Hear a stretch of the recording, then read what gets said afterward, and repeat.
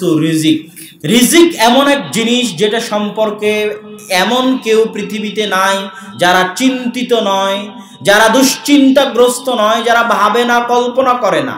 এখানে উপস্থিত যারা আছে তারাও ভাবে কাল কি খাবো, এক মাস পরে কি খাবো, সংসার কিভাবে চলবে। আমরাও চিন্তা করি আমি কি খাবো, সংসার কিভাবে চলবে। তো রিজিক এমন এক জিনিস যেটা নিয়ে সবাই চিন্তিত। রিজিকের উপর সংক্ষিপ্ত গুরুত্বপূর্ণ আলোচনা পেশ করে আজকে আপনাদের প্রোগ্রামের ইতি টানার চেষ্টা করব ইনশাআল্লাহুল আজিজ। রিজিক কি? রিজিক কি আমি শুধু যেটা খাই সেটা রিজিক? আপনাদেরকে কথা বলতে হবে, আমি কি শুধু যেটা খাই সেটা রিজিক? রিজিক হচ্ছে মানুষ তার সারা জীবনে যা কিছু অর্জন করে, সম্মান, মর্যাদা, পদ, সন্তান সন্ততি, স্ত্রী পুত্র, টাকা পয়সা, ধন দৌলত, খাদ্যদ্রব্য, জ্ঞান, মান মর্যাদা সবকিছু রিজিকের অন্তর্ভুক্ত। আপনার সন্তান, আল্লাহ আপনাকে যে কয়টা সন্তান দিয়েছে এটা আপনার কিসের অন্তর্ভুক্ত? আপনি যে মেয়েকে বিবাহ করেছেন এটা আপনার কিসের অন্তর্ভুক্ত? আপনি যতটুকু জ্ঞান অর্জন করেছেন এটা কিসের অন্তর্ভুক্ত? আপনি সমাজে যতটুকু মান মর্যাদা সম্মানের অধিকারী এটা কিসের অন্তর্ভুক্ত? আপনি যে পদে বসে আছেন এটা কিসের অন্তর্ভুক্ত? রিজিকের অন্তর্ভুক্ত। তারপরের মন্তব্য, রিজিক পৃথিবীর নিষ্ঠুর বাস্তবতার সাথে রিজিকের সম্পর্ক।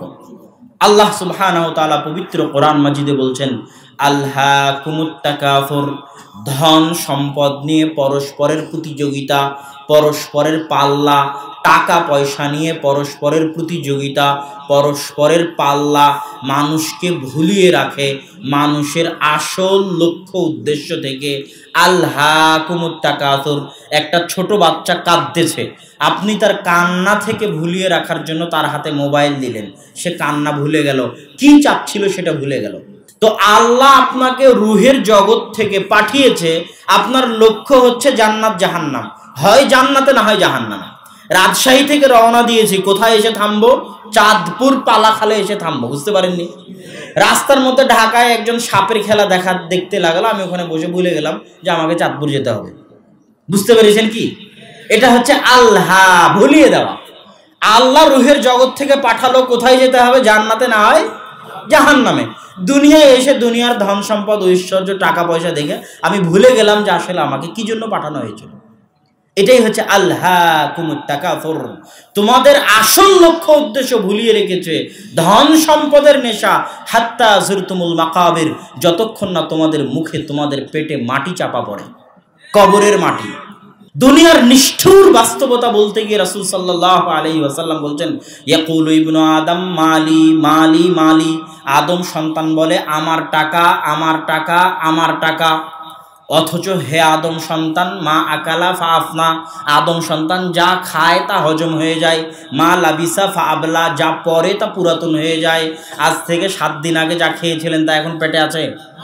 সারাদিন পরিশ্রম করে যে খাবার তৈরি করা হয়, ওই খাবার মুখের মধ্যে 2-3 সেকেন্ডের স্বাদ, তার আগেও কোনো স্বাদ নাই, পরেও কোনো স্বাদ নাই। এটাই কিন্তু পৃথিবীর নিষ্ঠুর বাস্তবতা। খাওয়ার পরে শেষ। মানুষ তার টাকা পয়সা দিয়ে কি করে? হয় খাদ্যদ্রব্য কিনে, সারা মাসের চাল ডাল আলু বেগুন টমেটো পটল, আর না হয় জামা কাপড় কিনে। তা আল্লাহ রাসূল বলছে, যা খায় তা হজম হয়ে যায়, যা পরিধান করে তা পুরাতন হয়ে ছিঁড়ে যায়।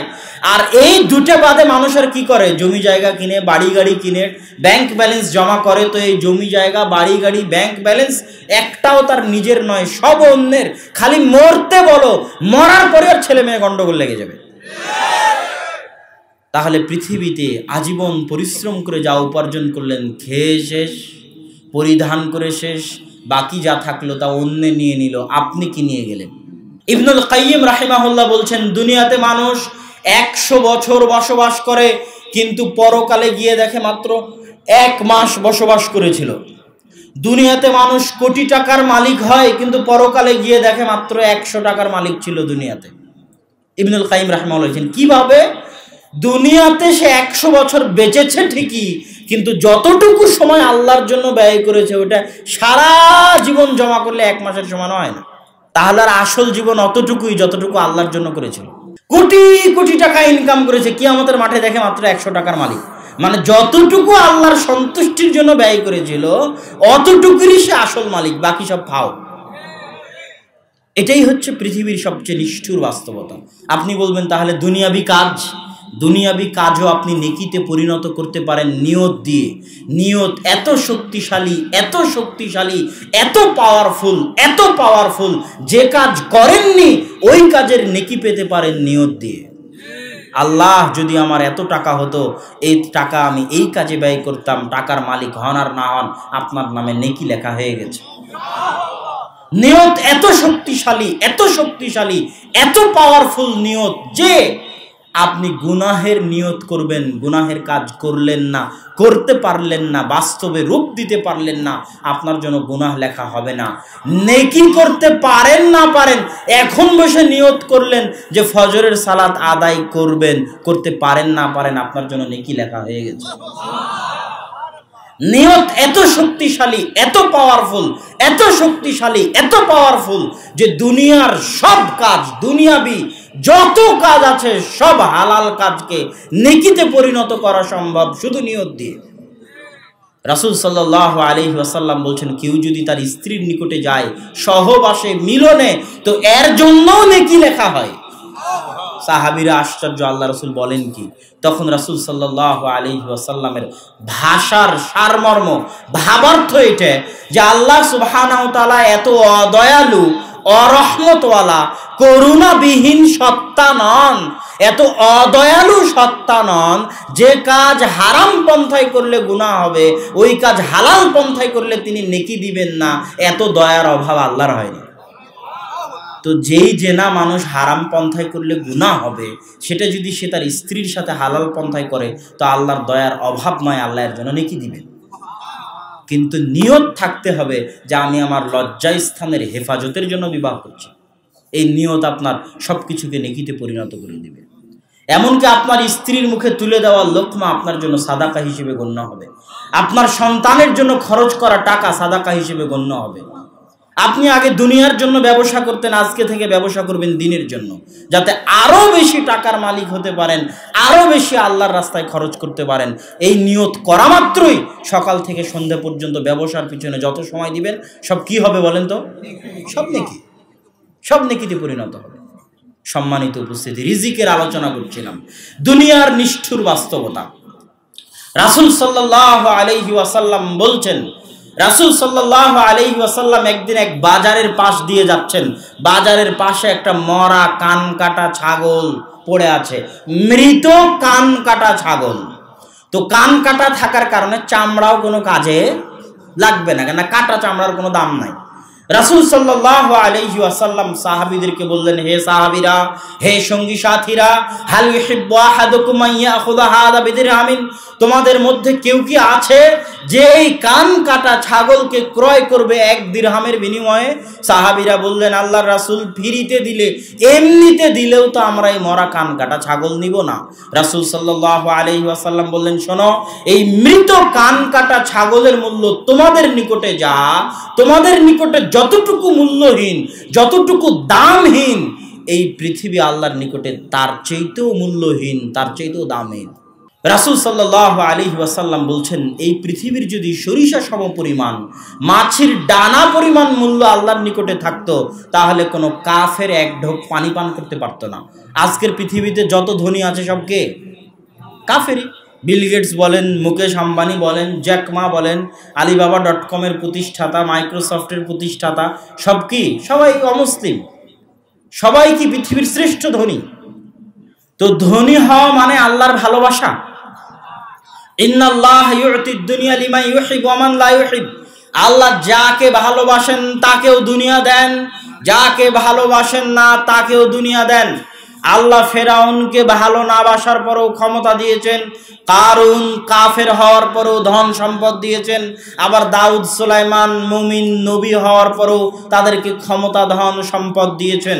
ইউসুফ আলাইহিস সালাম নিজে নবী, পিতা নবী, দাদা নবী, পরদাদা নবী হওয়ার পরেও তিনি কুয়াতে নিক্ষিপ্ত হয়েছেন, বাজারে কৃতদাস হিসেবে বিক্রি হয়েছেন, মানুষের বাড়িতে চাকর হিসেবে, গোলাম হিসেবে, কৃতদাস হিসেবে মানুষের বাড়িতে চাকর হয়ে মানুষের কথা শুনেছেন, নির্দেশ শুনেছেন, তখন তিনি নিজে নবী, তার বাপ নবী, তার দাদা নবী, তার পরদাদা নবী।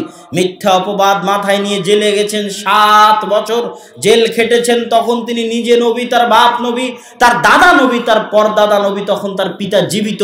তার জন্য দোয়া করতে করতে চোখের পানি ফেলে চোখ অন্ধ হয়ে গেছে, পিতা ইয়াকুবের তার জন্য দোয়া চলতেছে। আর তিনি মানুষের বাড়িতে গোলাম, তিনি বাজারে কৃতদাস, মানুষের বাড়িতে চাকর, মাথায় মিথ্যা অপবাদ, 7 বছর জেলে। তো আল্লাহ কি ইউসুফকে ভালোবাসেন না? আল্লাহ সুবহানাহু ওয়া তাআলা ইউসুফকে যে ভালোবাসেন তার প্রমাণ আল্লাহ ইউসুফকে জেনা থেকে বাঁচিয়ে দিয়েছেন। আল্লাহু আকবার।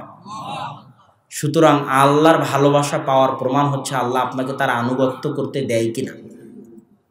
আপনার জন্য এটাই সবচেয়ে বড় শাস্তি, এটাই সবচেয়ে বড় শাস্তি যে আল্লাহ আপনাকে তার অবাধ্যতায় লিপ্ত রেখেছে। আপনি আল্লাহর দয়া বঞ্চিত, রহমত বঞ্চিত, করুণা বঞ্চিত, আপনি আল্লাহর দরবার থেকে বিতাড়িত।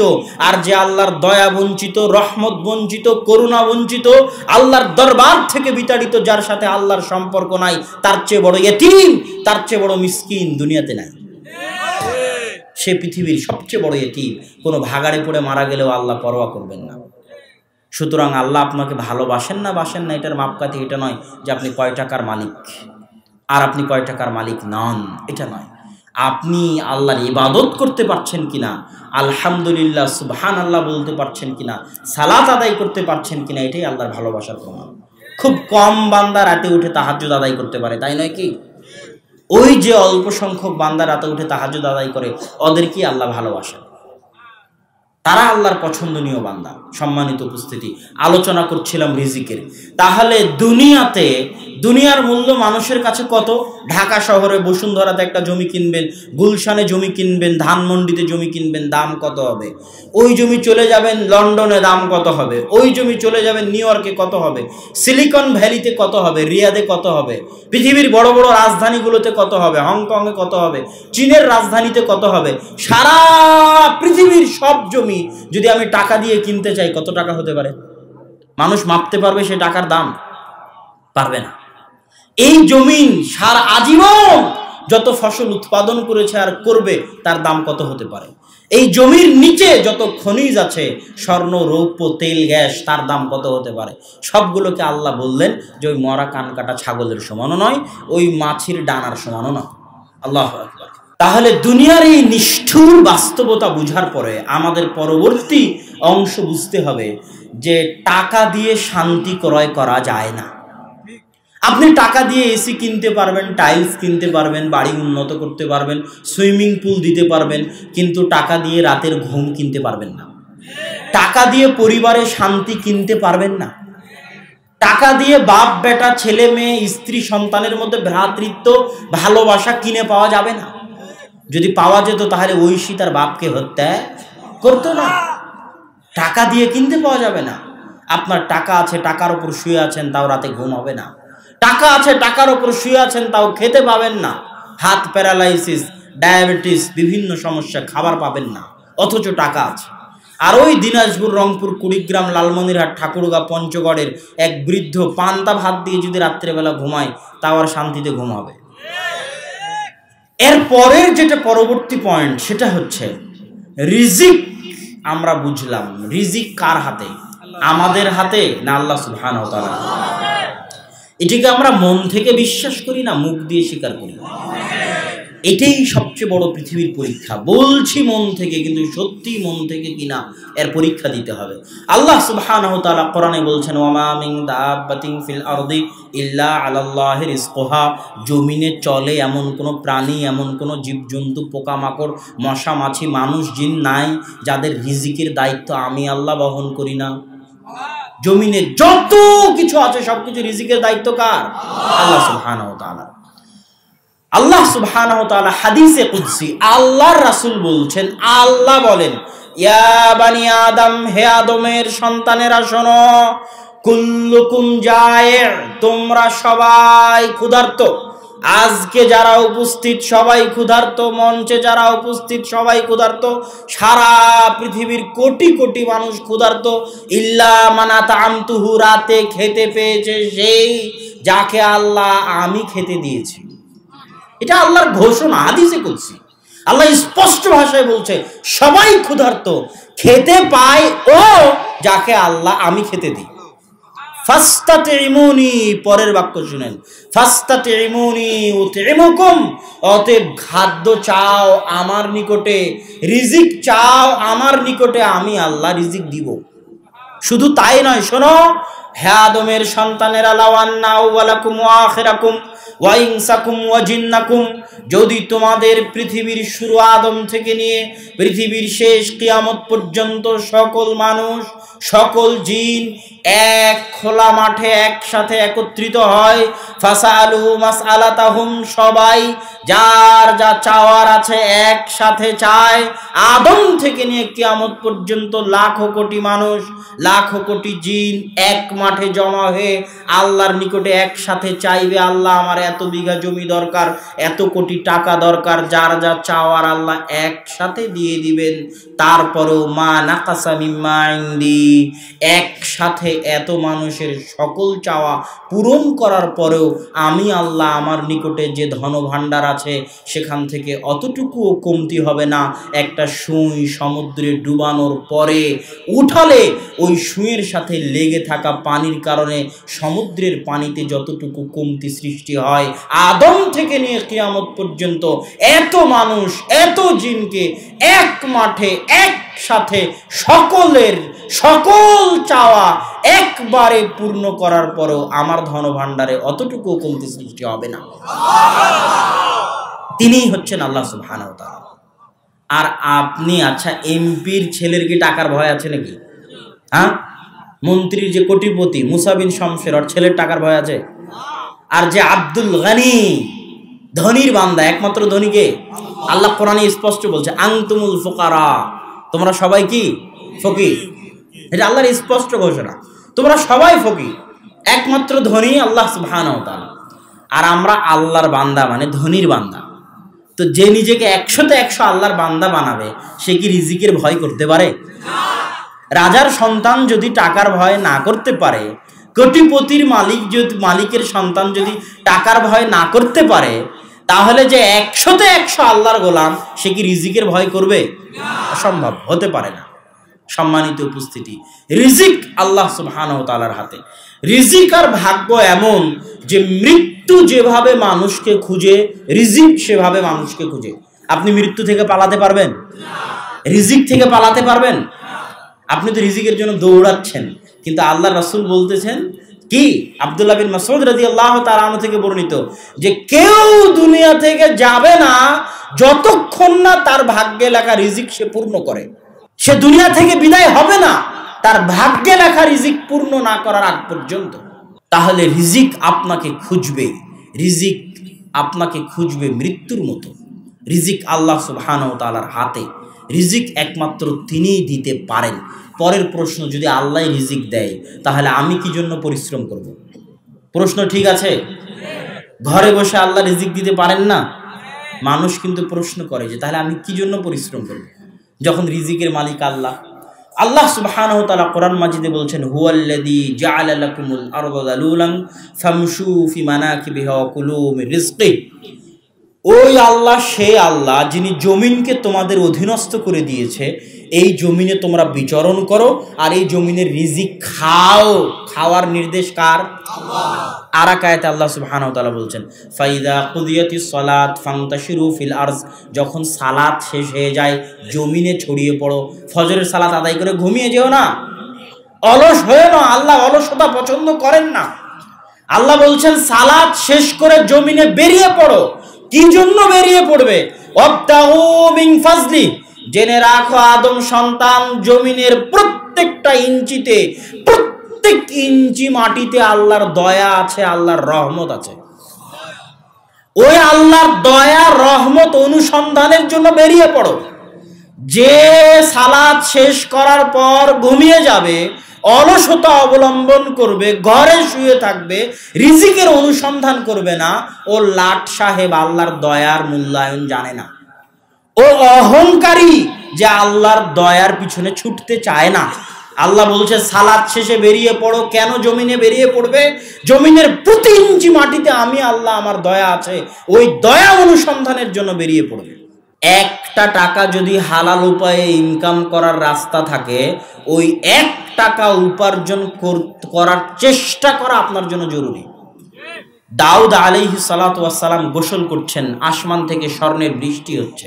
দাউদ আলাইহিস সালাম গোসল বাদ দিয়ে স্বর্ণ কুড়াতে গেছে। দাউদ আলাইহিস সালামের কি টাকার এতই অভাব? আল্লাহ যে সমস্ত নবী রাসূলকে সবচেয়ে বেশি ক্ষমতা আর সবচেয়ে বেশি ধন সম্পদ দিয়েছিলেন, তাদের একজন দাউদ আর সুলাইমান, বাপ বেটা আলাইহিমাস সালাতু ওয়াস সালাম। তো দাউদ আলাইহিস সালামের টাকার অভাব নয় যে গোসল বাদ দিয়ে স্বর্ণ কুড়াতে যেতে হবে। দাউদ আলাইহিস সালাম কেন গেলেন?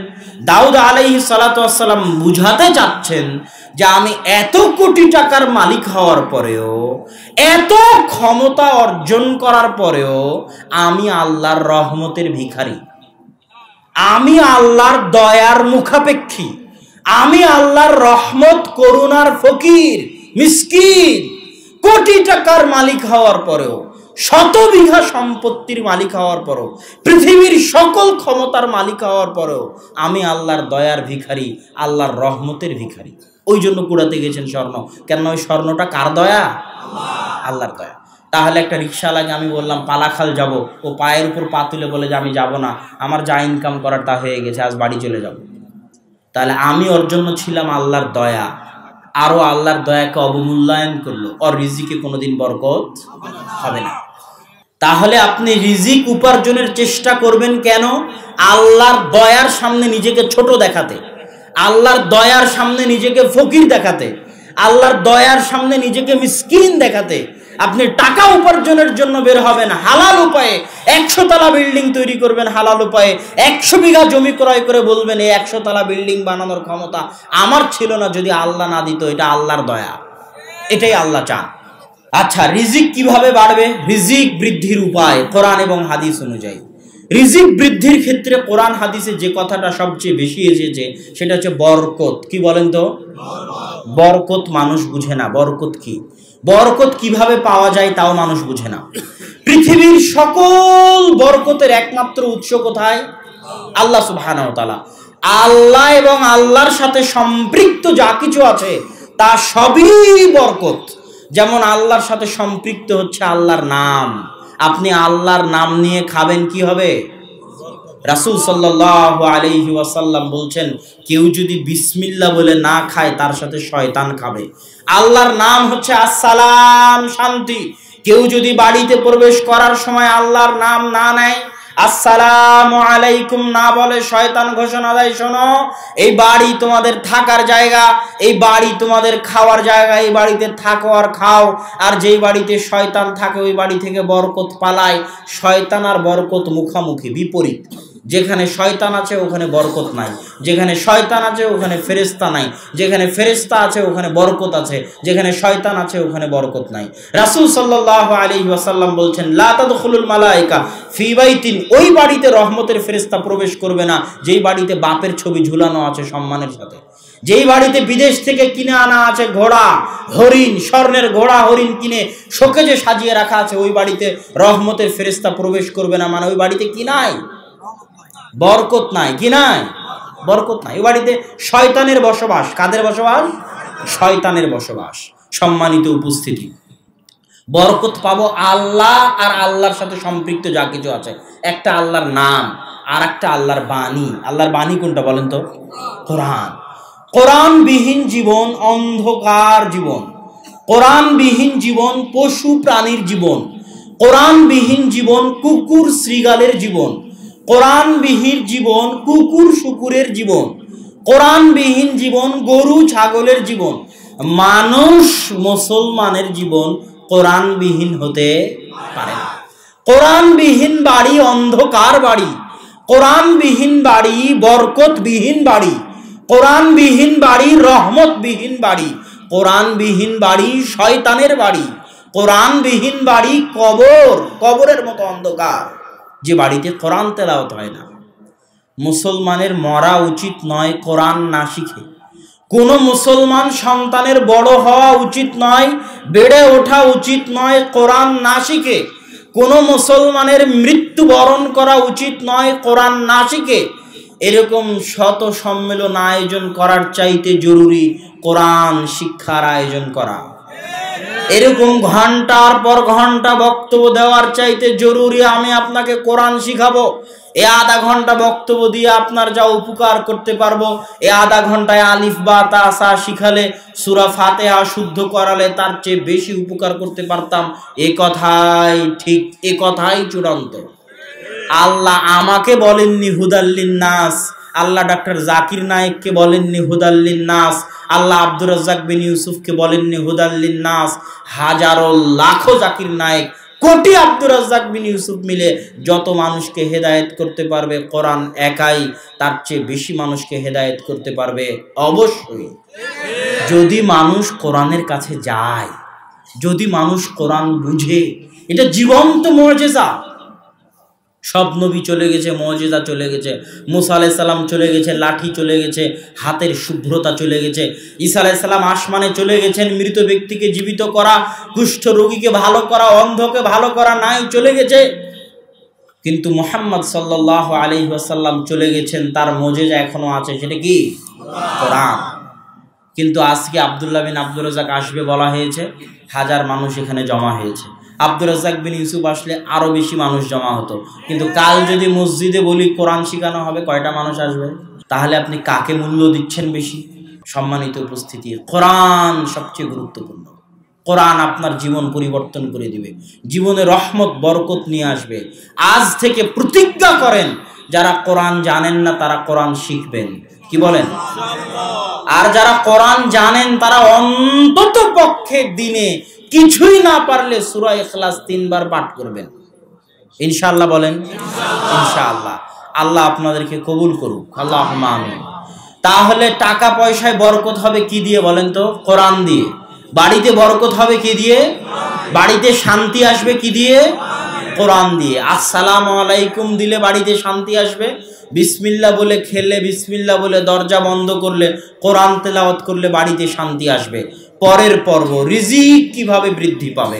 এক, আল্লাহ ভীরু এবং আল্লাহর প্রতি ভরসা।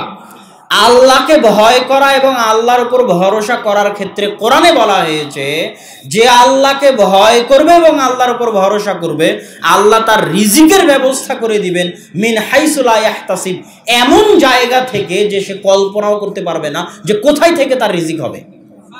দুই, আল্লাহর নিকটে ক্ষমা চাওয়া।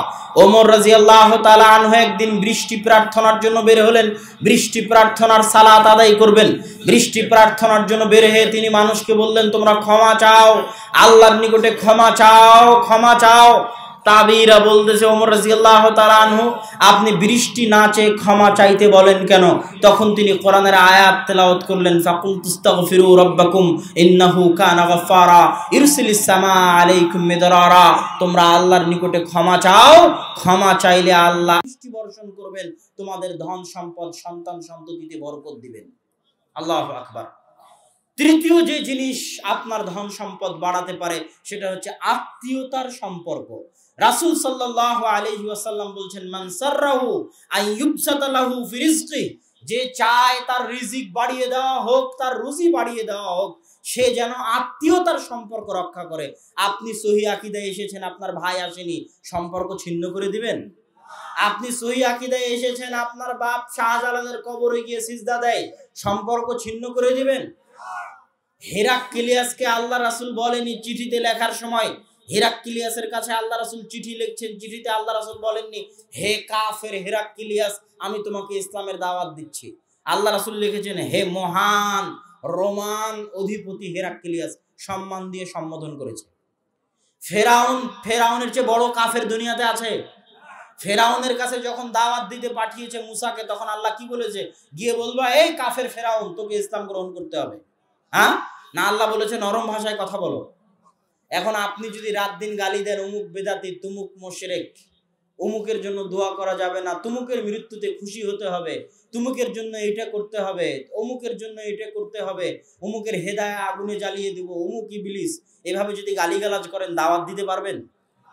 বাপ কবরে যায় তাই বাপের সাথে সম্পর্ক ছিন্ন করে দিয়েছেন। যতই আপনার আকীদা বিশুদ্ধ হোক, আপনার ধন সম্পদে বরকত হবে না। বাপ মুসলমান আছে, কাফের যদি হয়ে যায়, মুশরিক যদি হয়ে যায়, হিন্দু যদি হয়ে যায়, তবুও বাপের সম্মান রক্ষা করতে হবে, বাপের সাথে ভালো ব্যবহার করতে হবে, আত্মীয়তার সম্পর্ক রক্ষা করতে হবে, তাদের সাথে ভালো ব্যবহার করতে হবে। যতক্ষণ না আল্লাহ বিরোধী কোনো আদেশ দিয়েছে ততক্ষণ বাপের সম্মান, আত্মীয়তার সম্পর্ক রক্ষা করতে হবে, না হলে রুজি রুটি কমে যাবে, রুজি রুটিতে বরকত থাকবে না। রুজি রুটিতে বরকত হওয়ার চতুর্থ এবং পঞ্চম বড় বিষয় বিবাহ করা, অত্যাধিক সন্তান নেওয়া, আল্লাহর রাস্তায় দান করা। কেন বিবাহ করলে, কেন অত্যাধিক সন্তান নিলে, কেন আল্লাহর রাস্তায় দান করলে রুজিতে বরকত হবে? প্রত্যেকেই পৃথিবীতে যতজন এসেছে সবাই নিজ নিজ রিজিক নিয়ে পৃথিবীতে এসেছে। আমি যখন একাই ছিলাম তখন আল্লাহ আমার রিজিক আমার হাতে দিত। আমি যখন বিয়ে করলাম আমার স্ত্রীকে, তখন তার রিজিকটাও আল্লাহ আমার হাত দিয়ে দিবে।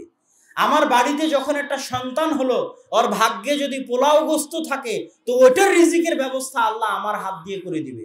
যত মানুষের রিজিকের দায়িত্ব আপনি গ্রহণ করবেন তত মানুষের রিজিকের দায়িত্ব, টাকা আল্লাহ আপনার হাত দিয়ে দিবে। এই জন্য বিবাহ করলে, সন্তান নিলে রিজিক বাড়বে। আল্লাহ কোরআনে বলছেন, লা তাকতুলু আওলাদাকুম খাশিয়াতা ইমলাক, দুনিয়ার মানুষ রুজির ভয়ে সন্তান হত্যা করিও না। কেন? আমি তোকেও খাওয়াই, তোর সন্তানকেও খাওয়াবো। এখন পর্যন্ত তুই তোর নিজের রিজিকের মালিক হতে পারিসনি, কেমনে তুই নিজের সন্তানের রিজিক নিয়ে চিন্তা করিস? অতএব সন্তান অতিরিক্ত হলে আল্লাহ সুবহানাহু ওয়া তাআলা রুজিতে বরকত দিবে, ধন সম্পদে বরকত দিবে। এটা রিজিক বৃদ্ধির একটা মাধ্যম। রিজিক বৃদ্ধির আর একটা মাধ্যম মাদ্রাসার ছাত্রদের পিছনে খরচ করা। দলিল, রাসূল সাল্লাল্লাহু আলাইহি ওয়াসাল্লামের দরবারে একজন সাহাবী কোরআন পড়ে, হাদিস পড়ে, ওর ভাই ব্যবসা করে। ওর ভাই এসে আল্লাহ রাসূলের কাছে অভিযোগ দিয়েছে যে, আল্লাহর রাসূল, আমার ভাই আপনার নিকটে পড়াশোনা করার কারণে আমার সংসার ধ্বংস হয়ে যাচ্ছে। তখন আল্লাহ রাসূল উত্তরে বললেন, শোনো, লাআল্লাকা তুরযাকু বি, তুমি যতটুকু রিজিক পাও অতটুকু রিজিক এই জন্যই পাও যে তুমি তোমার ভাইয়ের খরচ বহন করতেছো। আল্লাহু আকবার। তো সম্মানিত উপস্থিতি, রিজিক ধরে রাখার সবচেয়ে বড় মাধ্যম হচ্ছে নেয়ামতকে মূল্যায়ন করা, নেয়ামতের শুকরিয়া আদায় করা। আজ আপনি কোটিপতি লাখপতি হয়েছেন, আপনার সন্তানও কোটিপতি লাখপতি থাকবে কিনা তা নির্ভর করে আপনি কতটা নেয়ামতের শুকরিয়া আদায় করতে পারতেছেন। আপনার স্ত্রী যদি চাউল ধুতে গিয়ে চাউল ফেলে দেয়, একটা উঠিয়ে না নেয়, খাবার খেতে গিয়ে হাত চেটে না খায়, প্লেট চেটে না খায়, পড়ে যাওয়া খাদ্য তুলে না নেয়, আজ আপনি যত বড় ধনী হন, আপনার এই টাকা টিকবে না, ফকির হবেন, হতে বাধ্য। আপনি না হলে আপনার সন্তান হবে, না হলে তার পরবর্তী প্রজন্ম হবে, হতে বাধ্য। কেননা ওই একটা ভাতের মূল্য আল্লাহর নিকটে অনেক। আল্লাহ তার নেয়ামতের অবমূল্যায়ন বরদাস্ত করতে পারেন না। তো রিজিকের উপর এই সংক্ষিপ্ত আলোচনায় আপনাদেরকে যেটা বুঝাতে চাইলাম, তাওহীদের উপর সংক্ষিপ্ত আলোচনায় যেটা বুঝাতে চাইলাম, আল্লাহ আমাদেরকে সেটা অনুযায়ী আমল করার তৌফিক দিক। আল্লাহুম্মা আমিন।